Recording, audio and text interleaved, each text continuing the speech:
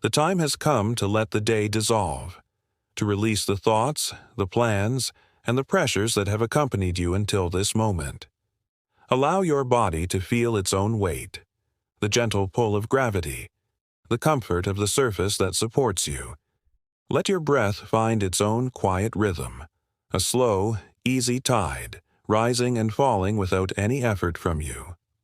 Tonight, we are not traveling to a land of make-believe. There are no enchanted forests or distant stars on our journey. Instead, we turn our attention inward, to a landscape just as vast and far more personal, the inner world of the psyche. Within this world live powerful forces, ancient patterns and energies that shape our feelings, our choices, and the very texture of our lives, often without our conscious knowledge. And tonight, we will meet one of the most elusive and misunderstood of these energies, an archetype that lives on the borders, in the twilight spaces between order and chaos. It is known as the Trickster. This is a journey to understand a fundamental question of the inner life. Why your inner trickster sabotages your life and more. The more is where the real mystery lies. In the hidden history, the deep symbolism, and the unexpected wisdom this archetype holds for you. There is nothing you need to do now, nothing to figure out. Simply rest and listen. Allow my voice to be a guide, a gentle current in the stream of your own consciousness as you drift and dream. And so, our journey begins. Not in ancient myth, nor in the pages of a dusty book, but in the subtle, familiar hum of your own lived experience. Because the trickster is not a distant concept. It is a presence, a current of unseen energy that slips through the cracks of our well-made plans. Imagine for a moment the feeling of its touch. Think of those small, inexplicable moments of disruption, the feeling of searching for your keys, the confident patting of a pocket that you know should hold them, only to find it empty. There is no panic, not yet, just a quiet, sinking feeling, a small tear in the fabric of your morning routine. You backtrack in your mind. You search the same surface for a third time, as if a mischievous hand had moved them just for the spectacle. That is the touch of the trickster. Or perhaps you know the digital version of this slip. Typing a message, your thoughts flowing freely, and in the very moment you press send, a slow-motion awareness dawns on you. You have sent it to the wrong person. The intimate thought sent to a professional colleague. The casual complaint sent to the person it's about. There is no sound, but in your inner world, a resounding clang, a flush of heat, a deep internal cringe, a perfect little piece of chaos delivered by your own hand. This is the trickster's game. It lives in these moments. It also lives in the vast potential of your own mind. Imagine feeling a sudden, brilliant idea, a flash of insight that illuminates a path forward. It feels exhilarating, expansive. And then, just as quickly, a cool, contracting voice whispers from the wings, "That will never work. Who do you think you are? It's been done before, and better." And you watch as if from a distance, as the beautiful shimmering balloon of your idea slowly deflates, its color fading until it lies limp and forgotten on the floor of your mind. To live with an unintegrated trickster is to have this voice as your constant companion. It is the engine of second-guessing, the quiet narrator who questions every choice just after it has been made. It fosters a deep familiarity with the landscape of regret over small, inconsequential things. This energy is the source of the sudden impulse, the urge to say the provocative thing at the dinner table, to make the purchase you cannot afford, to begin a dramatic conflict. It feels, for a fleeting moment, like a spark of life, like freedom. But it is a fire that offers no warmth, and it often leaves you on an unfamiliar shore, wondering how you drifted so far off course. Over time, this can cultivate a profound and wearying feeling. The sense that you are an imposter in your own life, that you are playing a part, reciting lines, and that at any moment the curtain will be pulled back to reveal someone who is uncertain, unfinished, a fraud. This is the weight of the trickster's mask, a mask that pretends to be clever, but which secretly fears being seen. To feed this energy, we develop unconscious routines, subtle habits of self-sabotage that become as natural as breathing. Procrastination is the trickster's favorite art form, the art of being intensely busy, with everything except the one thing that truly matters. We organize a bookshelf when we should be writing a proposal. We deep clean the kitchen when we should be having a difficult conversation. It is a form of rebellion against our own stated intentions, a clever little coup d'etat within our own psyche. Gossip, too, can be one of its tools. The sharing of a secret story feels like a brief, glittering spark of connection, a moment of being in the know. But the trickster ensures the spark lands on dry tinder.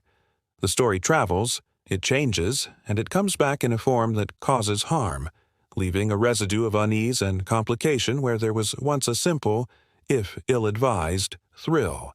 And then there is the tendency to simply stir the waters, to create drama for the sake of stimulation. A small argument is fanned into a larger one. A minor slight is interpreted as a major betrayal. It is the unconscious need to create a storm in a teacup, simply to feel the wind and watch the waves. It is a way to feel alive, when a deeper, more authentic vitality feels out of reach. When you are living inside this playground, it can feel like you are fundamentally flawed, that your life is a series of clumsy mistakes and missed opportunities. But the deep psychological truth, the secret that begins to untangle the trickster's knots, is that this energy is not your enemy. It is a messenger in a bizarre disguise. The true challenge of the trickster is not to banish it. That is impossible. The challenge is to turn and face it with curiosity, to see the meaning in the mess. When the keys are lost, to ask, not with frustration, but with wonder, was I meant to be delayed? What did I need to see in this moment of pause? When the chaos erupts, to ask, what rigid part of my life is this energy trying to shatter? What truth is this disruption trying to reveal? This is the beginning of a new relationship with this force. It is the development of a kind of psychological humor, not a dismissive laugh, but a deep, knowing chuckle at the absurdity of your own human patterns. It is a sign of growing consciousness. This personal, intimate dance with chaos is part of a much larger and much older story. A story embodied by fascinating figures who lived and breathed this disruptive fire on a world stage, and it is to one of them, one of the most notorious and misunderstood, that our journey now turns. The trickster archetype is not confined to our small personal dramas. Throughout history, certain individuals have appeared to become living vessels for this volatile energy, embodying its disruptive power on a grand and often unsettling scale. To understand the trickster in its most extreme form, we can turn our gaze to the life of a man who made his own identity the ultimate magical experiment, Aleister Crowley. His life serves as a powerful, complex, and deeply cautionary tale. Born in the late 19th century, Crowley's world was forged in the stark and silent furnace of the Plymouth Brethren, a fundamentalist Christian sect. Imagine, for a moment, the atmosphere of this childhood, the weight of Scripture heavy in the air, the absence of icons, incense, or ornate ritual. A world of unadorned walls and unadorned truths, of stark blacks and whites, of absolute sin and absolute salvation. This environment, so devoid of symbolic richness, can create a profound hunger in the soul, a vacuum into which the repressed archetypes will eventually rush. And so, the trickster spirit within the young Crowley began to stir. It did not just push back against the rules, it began a process of radical inversion. When his own mother, in a moment of profound frustration with his defiance, called him the Beast from the book of Revelation, she intended it as the ultimate condemnation. But for the budding trickster, it was a gift. He seized upon this label, the very symbol of his damnation, and over the years, polished it into a crown. This was his first great act of psychological magic, to absorb the energy of an insult and transform it into a source of power and identity. His rebellion was a wholesale shattering of the container that was meant to hold him. He sought out with ferocious intent everything his upbringing denied. His passion for mountaineering was more than a sport. It was a physical metaphor for his spiritual ambition. Imagine him, high on the ice-clad slopes of the world's greatest mountains, in the thin, cold air where life is fragile. Here was a visceral escape from the stuffy parlors of Victorian England, a place to face mortality on his own terms, far above the mundane world of men. It was a pilgrimage toward the sublime and the dangerous. Simultaneously, he delved into the world of ceremonial magic and secret societies, joining the Hermetic Order of the Golden Dawn. For a mind starved of symbol, here was a feast. Imagine the allure of the temple, the elaborate robes, the strange alphabets, the rituals that spoke a language older than Scripture. It was a search for an alternative lineage, a hidden history of knowledge that could stand against the monolithic authority of his family's faith. This dual quest for outer heights and inner depths led him to his most famous and most profoundly misunderstood philosophical statement, the law of Thelema, which he claimed was revealed to him in Egypt. The first part is known to all who have heard his name. Do what thou wilt shall be the whole of the law. For the casual observer or for the eager dabbler, this phrase is a simple key that unlocks the door to hedonism. It appears to be a license to follow every whim, every appetite, every desire. But this is the trickster's surface-level illusion, the sweet bait that conceals the hook. The full statement, the one that provides the necessary balance, is often forgotten. Love is the law, love under will. For Crowley, will, with a capital W, was not whim or want. It was a concept he termed true will. Imagine it as a deep, soul-aligned purpose, a unique trajectory through the cosmos that each individual is meant to follow. It is your truest nature, your reason for being. To discover and to live out your true will was, in his system, the ultimate spiritual duty, and any action aligned with it was legitimate. And yet, herein lies the perfect, subtle, and dangerous trap of the trickster. How does one distinguish the profound, quiet signal of true will from the loud, chaotic noise of the ego's desires? Imagine trying to hear a single, faint, and beautiful melody playing from a distant mountain, while standing in the middle of a bustling marketplace with merchants shouting, crowds jostling, and 1,000 distracting sounds clamoring for your attention. The marketplace is the ego. The melody is the true will. To mistake one for the other is the core peril of this path.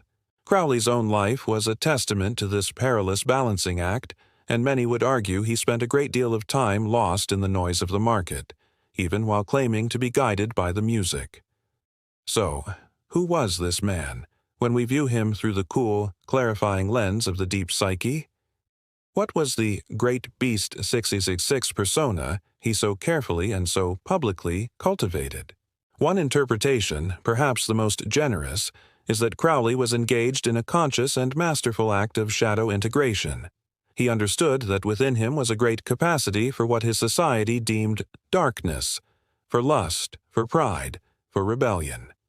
Knew, as depth psychology teaches, that to repress this energy is to become its victim.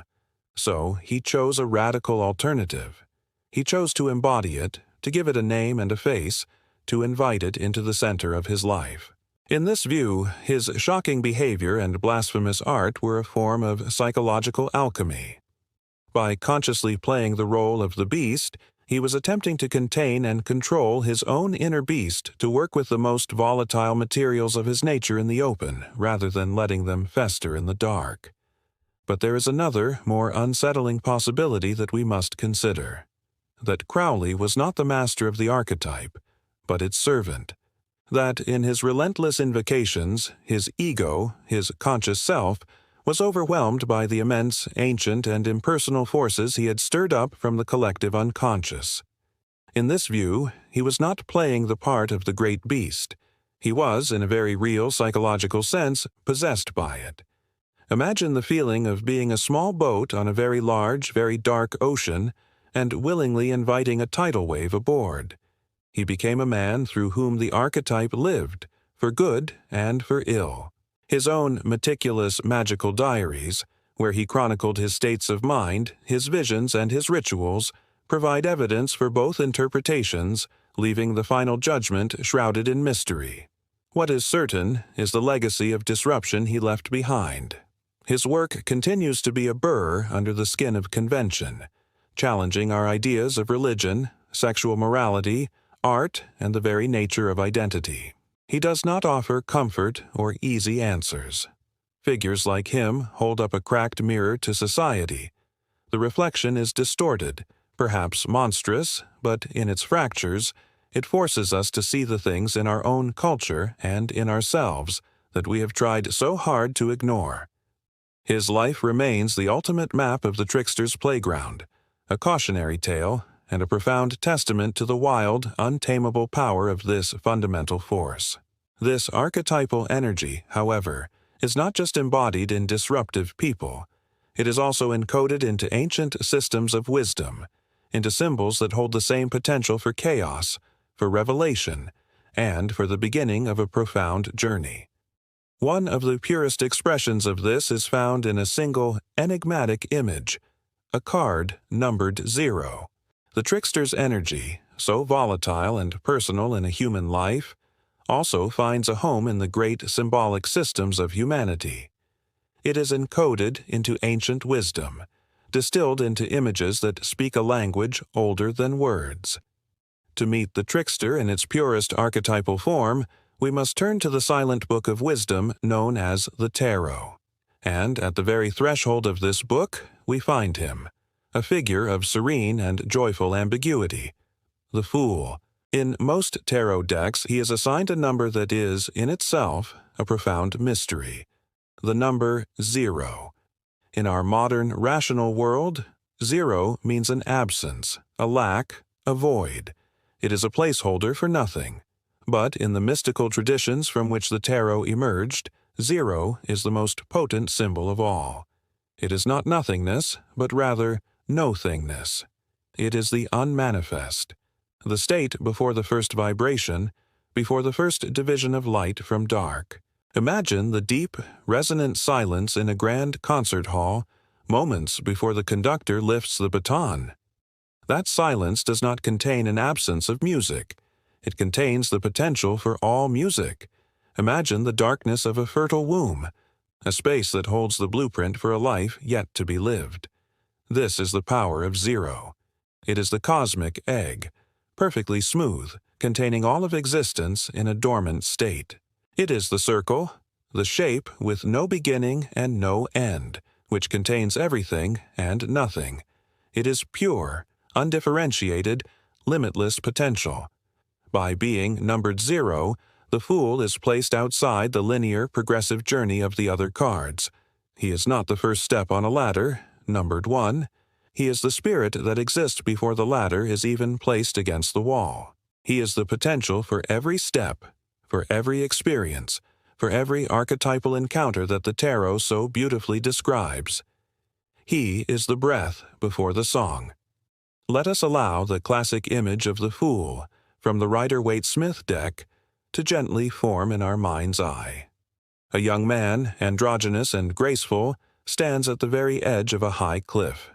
The landscape around him is stark and mountainous, yet he seems untroubled. He is not looking down at the perilous drop. His gaze is lifted upward, his chin tilted to the sky, and his arms are open wide, as if to embrace the vast, blue expanse. He is about to step into the abyss, into the great unknown, but his posture is one of sublime trust, not terror. He is not falling, he is stepping forward. Behind him, a brilliant, benevolent sun shines down. It is not the scorching midday sun of judgment, but the gentle sun of dawn, or late afternoon.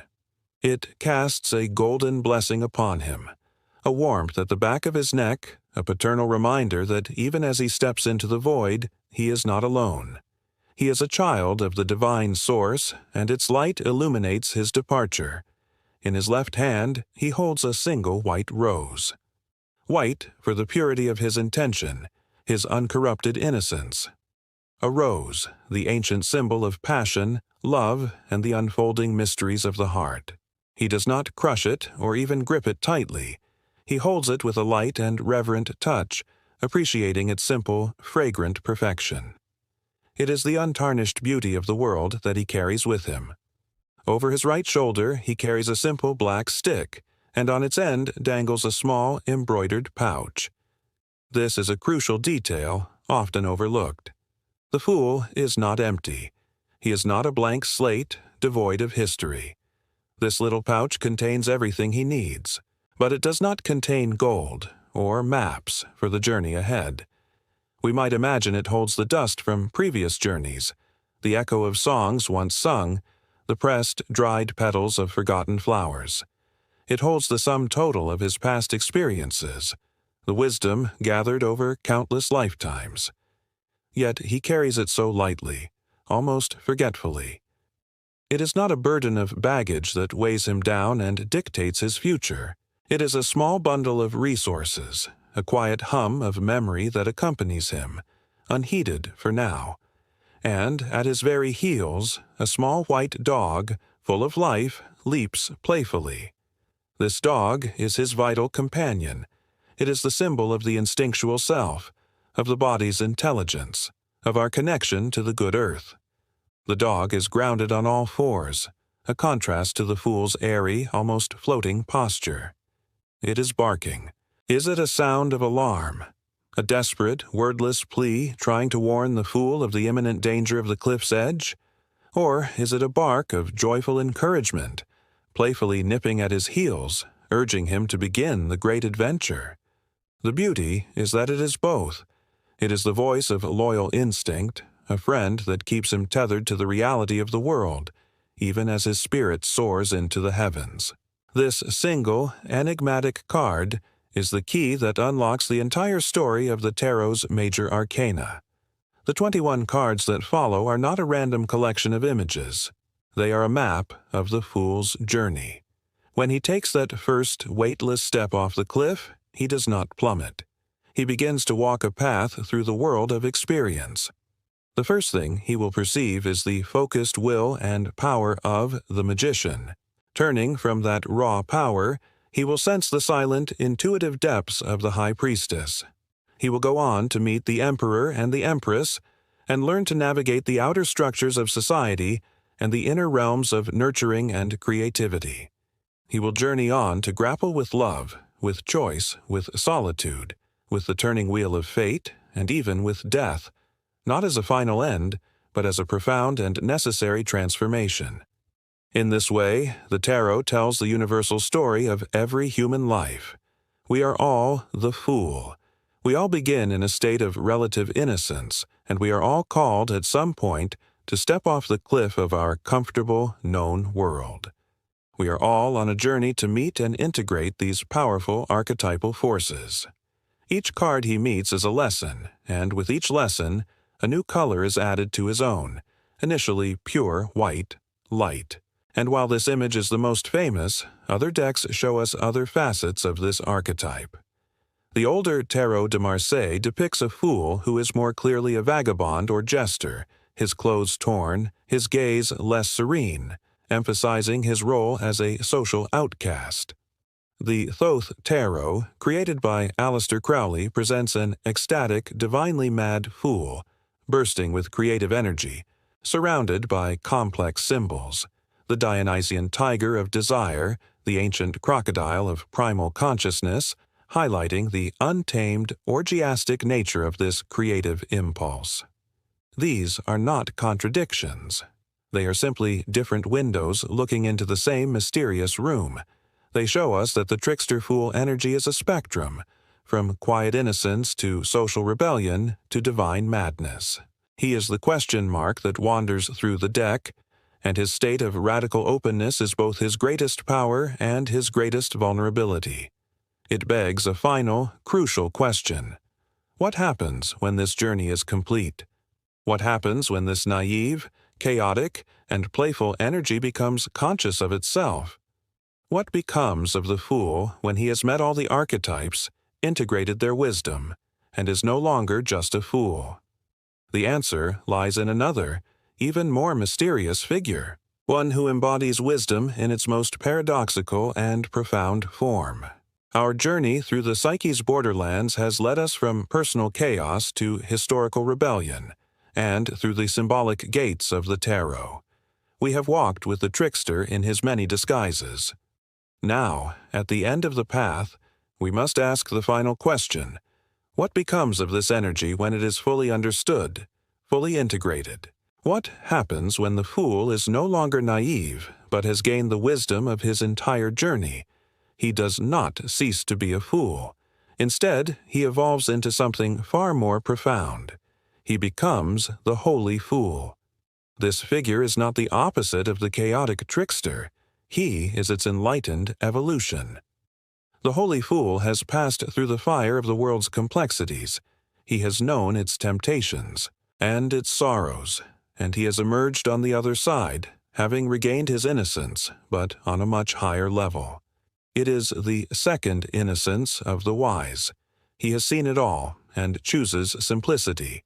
He knows all the clever answers and chooses silence. We find this archetype smiling quietly in the heart of many of the world's great spiritual traditions.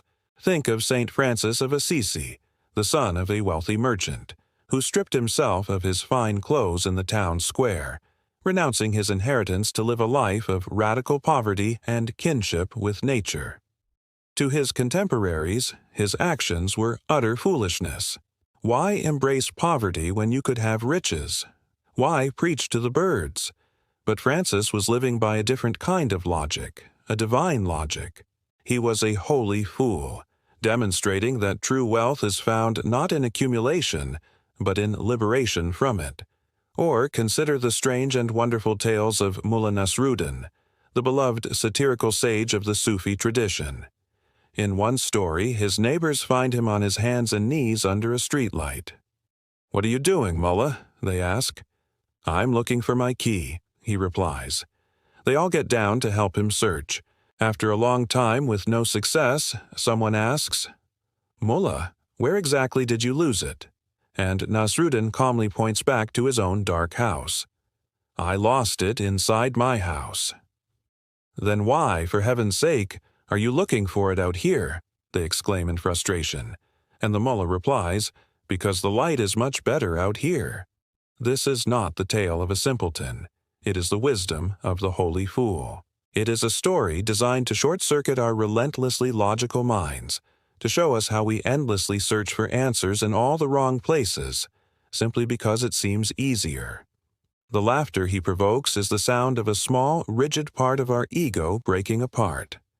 In the Zen tradition, too, we see the faces of the holy fools. The patriarch Bodhidharma, who is said to have stared at a wall for 9 years, an act of supreme foolishness to the outside world, but one of profound inner discovery. The laughing, eccentric monks who understood that enlightenment was not a serious, grim affair, but a joyful release from the prison of the self. The psychological state of the holy fool is one of profound unknowing. This is not ignorance, it is the opposite. It is the wisdom of realizing the limits of the intellect. It is the Socratic paradox. The only thing I know is that I know nothing. The holy fool has deliberately and peacefully let go of the ego's desperate need to be right, to be in control, to have a neat explanation for everything. He has emptied his own cup of all his clever theories and opinions, so that the universe, in its infinite wisdom, can fill it. The chaos of the unintegrated trickster comes from an unconscious state. He stumbles into trouble. The serenity of the holy fool comes from a conscious embrace of mystery. He walks with open eyes into the same unknown that the fool steps into, but he does so not with naivete, but with a deep and abiding trust. And a life lived in this state has a unique quality. It begins to move in harmony with the flow of a deeper reality. The strange, disruptive coincidences of the trickster's world are transformed. They are no longer seen as pranks or accidents, but as messages. This is the realm of synchronicity. To the holy fool, life becomes a conversation with the divine. The so-called mistake of sending a text to the wrong person might initiate a life-changing connection. The lost keys might delay a departure just long enough to avoid an accident or to meet an old friend. The mistakes are recontextualized as divine appointments. The universe is no longer a random, chaotic place, but a living, intelligent web of meaning. The holy fool doesn't need to force his own path, because he can perceive the path that the universe is gently laying at his feet. And so, our long night's journey comes to a close. We began with the frustrating everyday chaos of our own inner trickster, the force that trips us up and makes us feel like frauds. We saw its explosive power in the life of a rebel like Crowley. We saw its pure, symbolic potential in the timeless image of the tarot's fool. And now, we have rested in the quiet wisdom of its highest form, the holy fool. The ultimate lesson of this journey, the gentle truth to carry with you into the landscape of your dreams, is that the goal is not to defeat or banish the trickster. He is a vital, necessary part of you. The goal is to befriend him, to welcome him. It is about learning to greet the inevitable disruptions of life not with anger or despair, but with a new kind of curiosity. To ask, "Hello, old friend, what are you here to teach me today?" It is about cultivating that deep, psychological humor, the wise chuckle that acknowledges the beautiful absurdity of our own human condition. To integrate the trickster is to embrace life's uncertainty with both his playful humor and the holy fool's deep, unwavering trust. It is to learn to dance on the cliff's edge, knowing that whether you step into the void or turn back to the solid ground, you are held by a wisdom far greater than your own. And now, there are no more words. There is only the rhythm of your breath, the quiet of the room, the gentle pull of sleep. Let go of the journey. Let go of the story. Trust in the darkness. Trust in the silence. It is the realm of zero, the place of all potential, where your own psyche can now begin its own quiet work, sorting, healing, and dreaming. Rest now. Sleep well.